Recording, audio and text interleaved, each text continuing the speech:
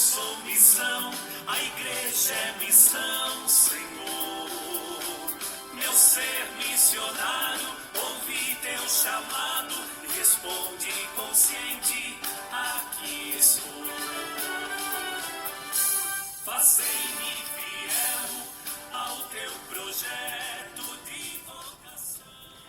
Olá, amados irmãos e irmãs, missionários e missionárias da nossa querida Diocese de Santa Luzia de Mossoró.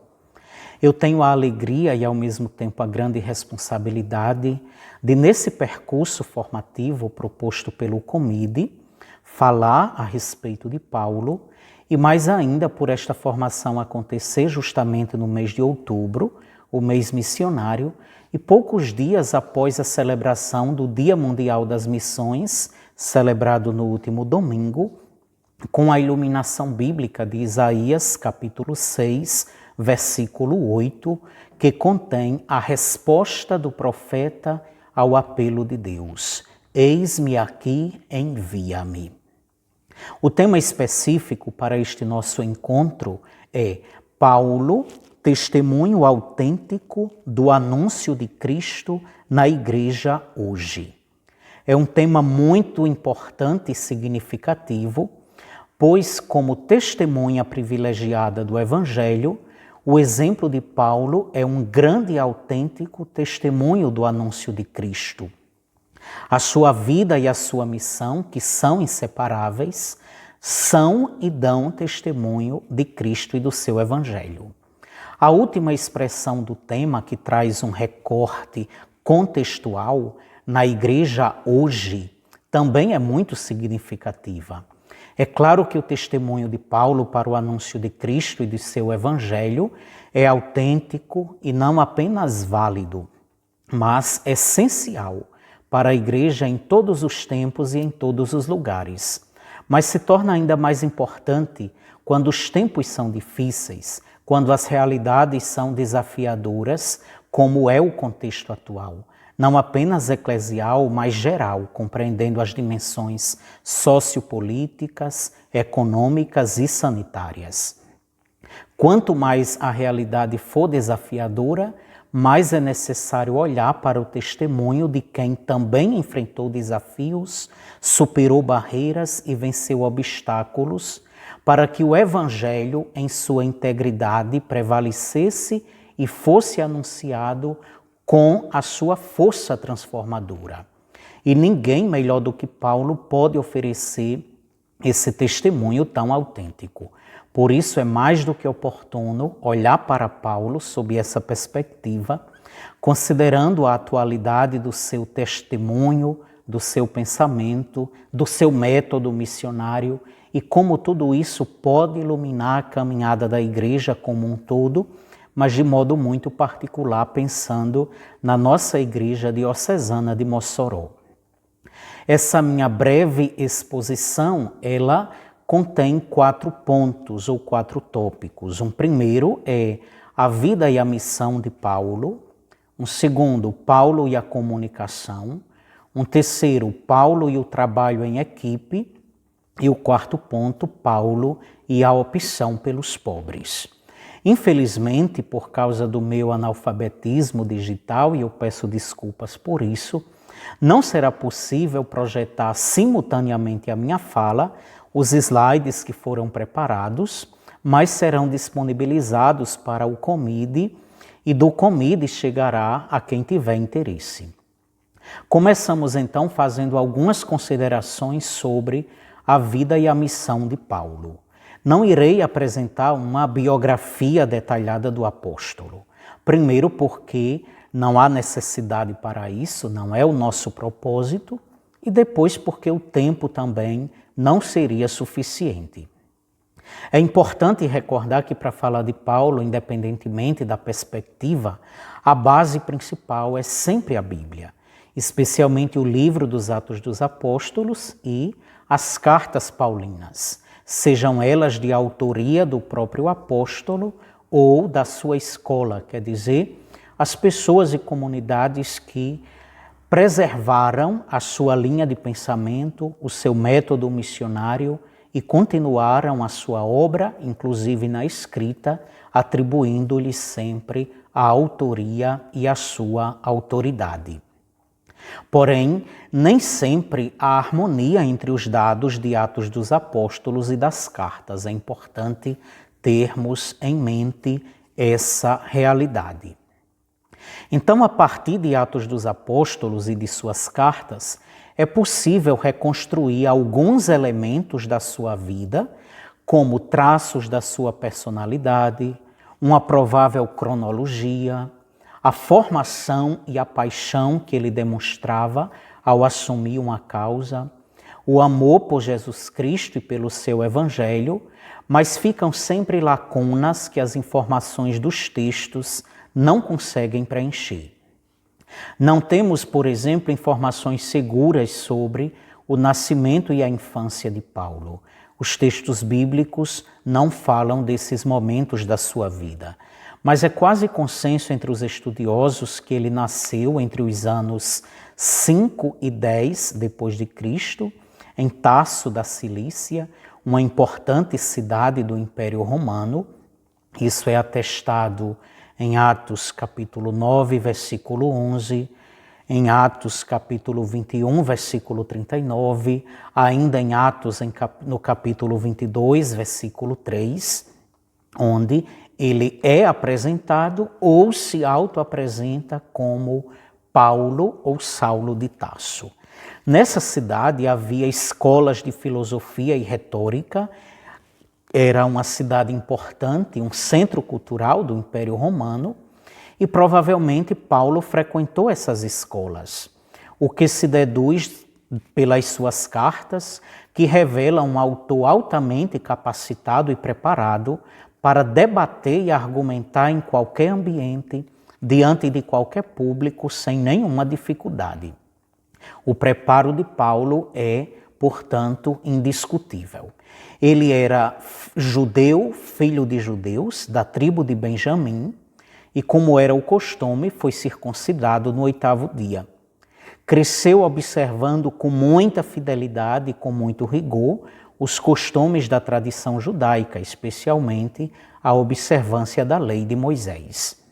Em Filipenses capítulo 3, versículo 5, ele mesmo diz, como se fosse uma confissão: fui circuncidado no 8º dia, sou israelita de nascimento, da tribo de Benjamim, hebreu filho de hebreus, quanto à lei judaica, fariseu, quanto ao zelo, perseguidor da igreja, quanto à justiça que se alcança pela observância da lei, sem reprovação.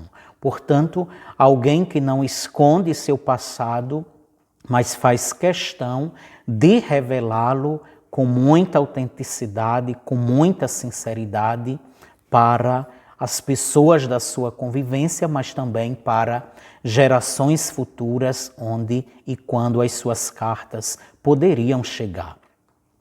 Ainda jovem, ele foi para Jerusalém estudar, se aprofundar na lei, e na escola de Gamaliel ele teve realmente esse aprofundamento no conhecimento, não apenas da lei, mas de toda a cultura judaica. Gamaliel foi um mestre judeu de corrente farisaica, muito respeitado em Jerusalém, reconhecido pela sabedoria, pela prudência, chegando inclusive a interceder pelos discípulos junto ao Sinédrio, conforme o relato de Atos, capítulo 5, versículos de 34 a 39. E parece que Paulo até se orgulhava de ter estudado na escola de Gamaliel, conforme em uma espécie de confissão também, em Atos dos Apóstolos, capítulo 22, versículo 3, ele diz: eu sou judeu, nasci em Tarso da Cilícia, mas criei-me nesta cidade, quer dizer, Jerusalém, educado aos pés de Gamaliel, na observância da lei de nossos pais, cheio de zelo por Deus. Então, Paulo fazia questão de falar da sua formação, citando quem lhe instruiu na observância e no zelo pela lei de Deus, no caso, Gamaliel, o seu mestre esse homem tão respeitado em Jerusalém, como atesta o livro dos Atos dos Apóstolos. Paulo tinha uma profissão, ele era artesão, fabricante de tendas. Isso é atestado em Atos dos Apóstolos, capítulo 18, versículo 3, mas também ao longo de suas cartas, vez por outra, ele mesmo diz que procurou ou procura trabalhar onde chega para não ser um peso para ninguém. Portanto, mesmo como missionário, onde ele chegava, ele procurava inserir-se de modo tão concreto na realidade local, inclusive trabalhando, exercendo a sua profissão, claro, com o objetivo de não ser um peso para ninguém, não ser um peso para a comunidade, mas também como uma forma de inserir-se culturalmente nas diversas cidades por onde ele passava. Conforme a organização atual de nossas Bíblias, o primeiro dado bíblico sobre ele aparece em Atos capítulo 7, versículo 58, quando ele já morava em Jerusalém, estudando na escola de Gamaliel. É o relato do martírio de Estevão, o primeiro mártir cristão.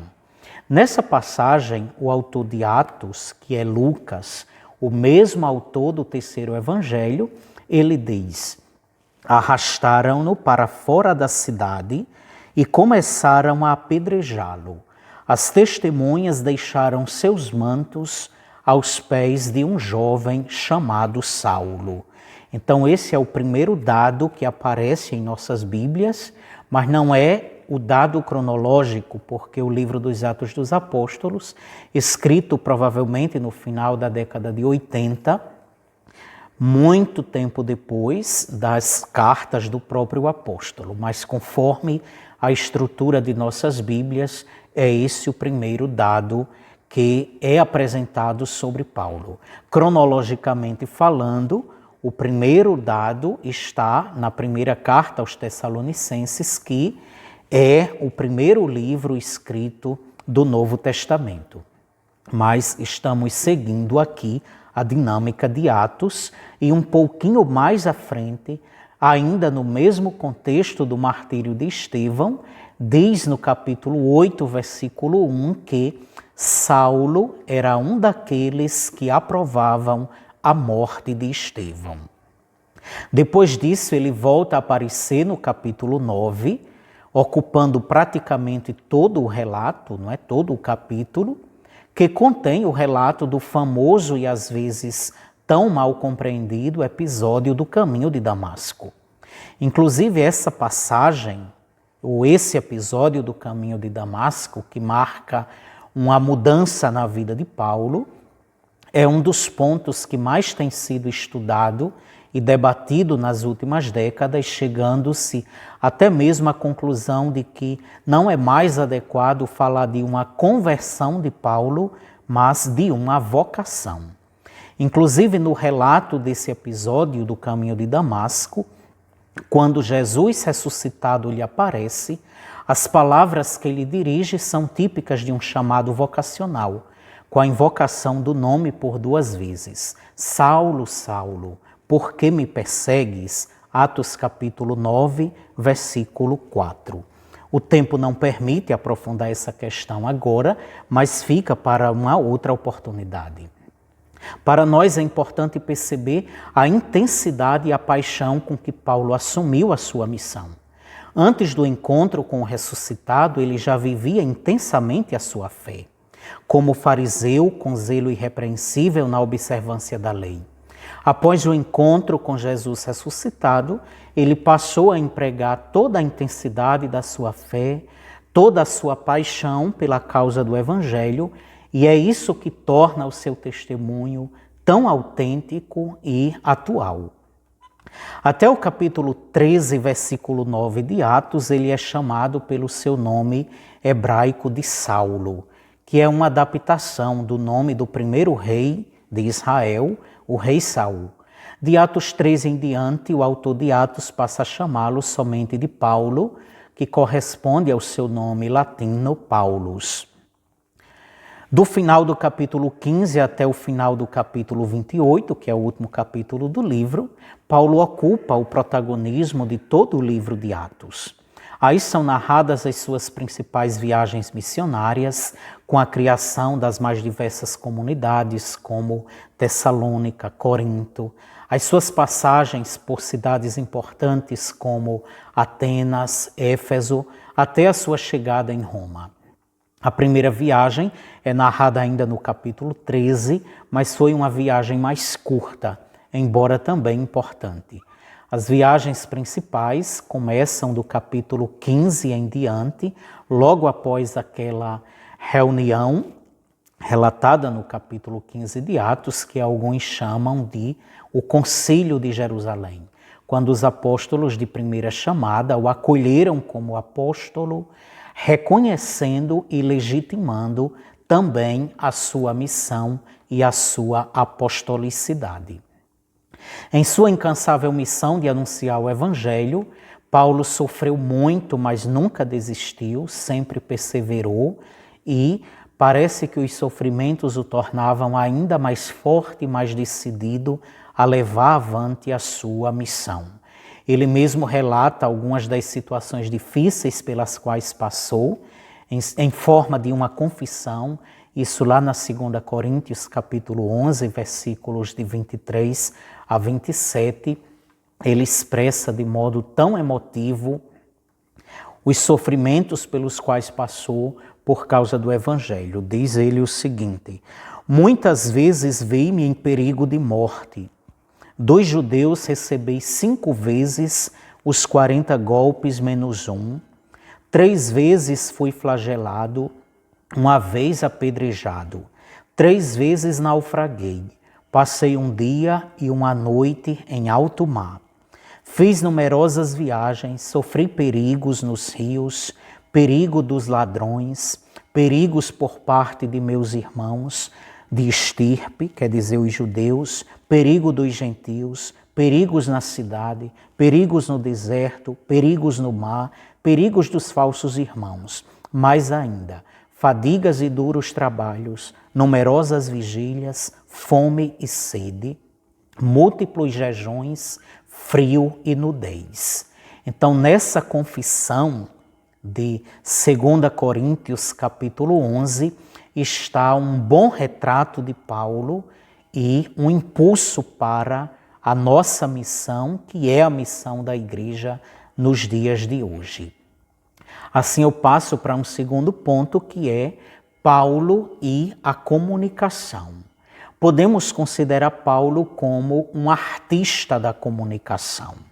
Certamente ele recebeu uma boa formação retórica, tanto grega quanto da retórica semita, quando estudava em Jerusalém, na escola de Gamaliel, e isso se evidencia pelas suas cartas, que apresentam notórias estratégias comunicativas. Tanto ao saber lidar com os mais diversos auditórios, não é? As suas andanças pelo mundo atestam isso, mas, sobretudo, ao empregar o meio de comunicação mais eficaz na sua época em prol da difusão do Evangelho de Jesus Cristo. Esse meio de comunicação ao qual me refiro é a carta, ou epístola, ou missiva, como se queira chamar. Foi graças ao uso da carta que as comunidades fundadas por Paulo perseveraram, mantendo a unidade, a coesão e a fidelidade ao Evangelho por ele anunciado. Então a epístola ou carta que Paulo tanto usou, e as nossas Bíblias revelam isso, constituía-se como um gênero literário importante na antiguidade, porém nem sempre empregado com uma função tão prática e concreta como Paulo fez. Escreviam-se cartas para destinatários imaginários, como mera literatura, para exposição de argumentos filosóficos ou como correspondência privada entre as pessoas. entre duas pessoas, na verdade. Então, esses eram os usos mais comuns. A grande novidade de Paulo foi ter tornado a carta como um dos meios mais eficazes para a evangelização, como se fosse uma extensão da sua própria pessoa, pois a função primária da carta é exatamente essa, substituir uma visita e um diálogo direto que não podem ser realizados naquele momento. Assim, o primeiro papel da carta é assegurar a presença de um interlocutor ausente. Expressão que parece confusa, mas é o seguinte: aquele que está longe se torna presente através daquilo que escreveu, e quem recebe esse escrito sente a presença daquele que escreveu, mesmo estando longe. Então, por meio da carta se estreitam laços, à medida em que se expressam sentimentos, se faz o anúncio de uma próxima visita, exprime-se o desejo de reencontro, enfim, estreitam-se relações. Certamente esse é um dos aspectos mais importantes para a igreja hoje. Não se trata de voltar ao uso tradicional da carta de papel, mas de adaptar-se aos contextos diferentes, sobretudo aos desafios impostos pelo momento atual, não é? O contexto da pandemia, por exemplo, tem mostrado essa necessidade e a igreja tem, de certo modo, correspondido, adaptando-se a essas exigências. Mas é preciso abrir-se ainda mais, inovar ainda mais, não apenas usando novos meios de comunicação dos quais dispomos, mas aprimorando o conteúdo. Muitas vezes temos visto a comunicação na igreja, mesmo nestes tempos, mais como uma autopromoção, uma divulgação de si mesma. É necessário, portanto, aprimorar o conteúdo e que seja o Evangelho com a sua força transformadora, como fez Paulo na sua época com o uso da carta, e hoje a diversidade de meios e de gêneros comunicativos podem favorecer a igreja para revolucionar o seu tempo, como Paulo, à sua maneira, usando o gênero da epístola, conseguiu revolucionar o seu tempo. Um terceiro ponto que eu destaco é o trabalho em equipe, a importância dessa dimensão na ação evangelizadora da igreja, especialmente na ação missionária. Mesmo sendo reconhecido muitas vezes como uma pessoa de temperamento difícil, e seus escritos atestam isso, não é? Mas Paulo era uma pessoa muito aberta, pouco individualista, o que se evidencia também pelos seus escritos. Percebemos essas contradições, mas esse lado aberto não pode ser esquecido de forma alguma. O método missionário de Paulo era altamente inclusivo. Uma das suas características era o trabalho em equipe e a autonomia das comunidades. Ele agregava homens e mulheres em sua obra evangelizadora. Inclusive, em suas cartas são mencionados os nomes de 41 pessoas que colaboravam diretamente na vida e na missão das comunidades, como agentes de pastoral, pessoas de sua confiança, e mais 12 nomes em Atos dos Apóstolos. Porém, o número real de colaboradores era muito maior, uma vez que geralmente ele citava somente o nome de um membro por família, mas supõe-se que toda a família estivesse envolvida ativamente na evangelização. Por exemplo, em 1 Coríntios capítulo 1, versículo 11, ele diz que foi informado sobre as desordens e divisões da comunidade pelos da casa de Cloé. Quer dizer que toda a casa, toda a família estava envolvida na missão e na condução daquela comunidade. Então, essa dimensão comunitária do anúncio deve ser cada vez mais priorizada na igreja. Temos uma atmosfera que favorece isso.